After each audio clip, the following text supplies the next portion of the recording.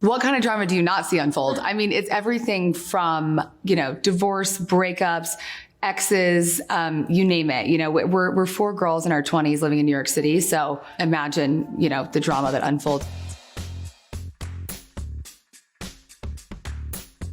I think you can expect a lot of chaos, a lot of unhinged behavior from all 4 of us. And also I think a lot of people don't realize that, we come from such a conservative, humble beginning. I at least have lived in New York since I was 18. So I've been around this glitz and glam and fashion for so long that I think people think I grew up with it, but I definitely did not. And you get a little taste of, how we grew up in Louisiana and our roots, and you get to meet our parents, and there's a lot more layers to us than a lot of people think. It's a time in my life, especially where I was going through a lot of change, and the cameras were rolling at the perfect time. And so they were, we're fortunate enough that everyone was there to capture all the things that unfolded. And I think the moral of the story is kind of like how sisters come together during hard times and happy times and just sticking together. Mary Holland is sort of the nerd of the family. She, comes from a background in finance. She worked on Wall Street for 4 years, and she's sort of our nurturer and like mom of the group. People think that she's older than me, and I love it, even though she's younger than me, because she's kind of the one that takes care of everyone. She's always got her together, and she's just, on top of it.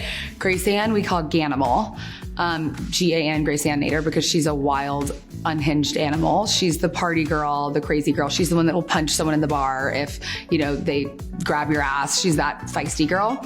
And then Sarah Jane is sort of that, newer generation of girls that I love seeing grow up. And I feel like she's discovering herself. We grew up in such a conservative household where we didn't know anybody that was, gay or lesbian or anything growing up because we just weren't around it. And then she was struggling with that her whole childhood and moved to New York and was finally able to spread her wings and be her true self. So I think it's beautiful to watch her, evolve into this woman that she's become. I can't lie, I kind of did. I was really enthralled by that whole world of Hollywood and of the glitz and the glam and the red carpets. And I feel like, I don't know, I wasn't around it at all growing up. And so it was just, I remember being in grocery stores and my mom freaking out because I was missing, but I was like in the corner with all the tabloids, like reading through and thinking it was so cool.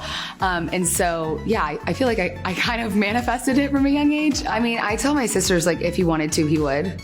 If he's not picking you up, he's not giving you flowers. Like, if he wanted to give you flowers, he would. Sorry. But he would. Like, you know what I mean? If I want to hang out with someone, I'm going to make it happen. So if he's putting you off or not hanging out with you, he doesn't want to hang out with you. It was really tough. I mean, it was someone that I trusted and cared about. And my sisters trusted too. My whole family trusted. And it was just heartbreaking to go through that and to be able to rewatch that. I mean, I'm kind of dreading it, but I think that, there will be people out there that will relate in a way, and, there is a path forward, and, you will get through it if you have the right people in your life.